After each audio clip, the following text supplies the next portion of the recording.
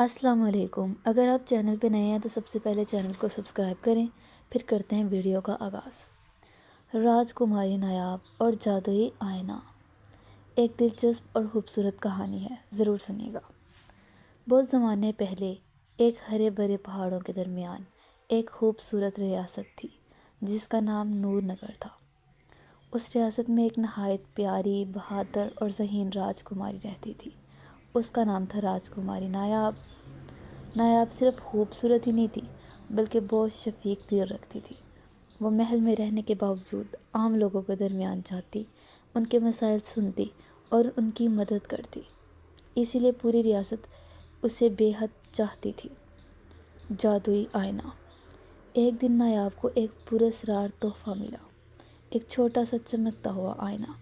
آئینہ دیکھنے میں عام سا تھا مگر اس پہ لکھا تھا، یہ آئینہ تمہیں تمہاری اصل طاقت دکھائے گا۔ نایاب حیران ہوئی۔ اس نے آئینے میں جھانکا تو اپنے چہرے کے بجائے ایک چمکتی ہوئی روشنی نظر آئی۔ اچانک آئینے سے آواز آئی، تمہاری اصل طاقت تمہاری خوبصورتی نہیں، تمہارا دل ہے، تمہارے فیصلے ہیں، تمہارا حوصلہ ہے۔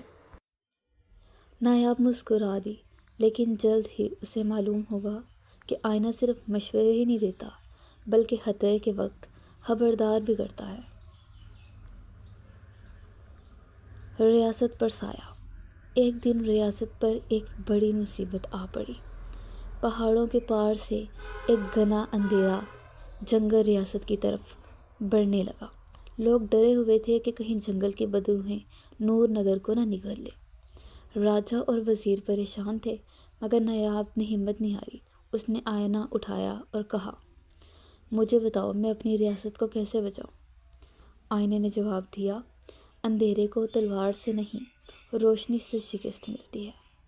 روشنی تم خود ہو نایاب۔ نایاب کی بہادری۔ نایاب نے محل کے بچوں، عورتوں اور مردوں کو اکٹھا کیا۔ سب نے مشعلیں جلائیں، گیت گائے، دعا کی اور ریاست کے دل میں امید کی روشنی پھیل گئی۔ جیسے جیسے نور پھیلتا گیا، اندھیرے والا جنگل پیچھے ہٹتا گیا، پھر آخرکار غائب ہو گیا۔ لوگ خوشی سے جھوم اٹھے۔ سب کو یقین ہو گیا کہ ریاست کی سب سے بڑی طاقت تلوار نہیں بلکہ ایک نیک دل اور بہادر راجکماری ہے۔ سبق۔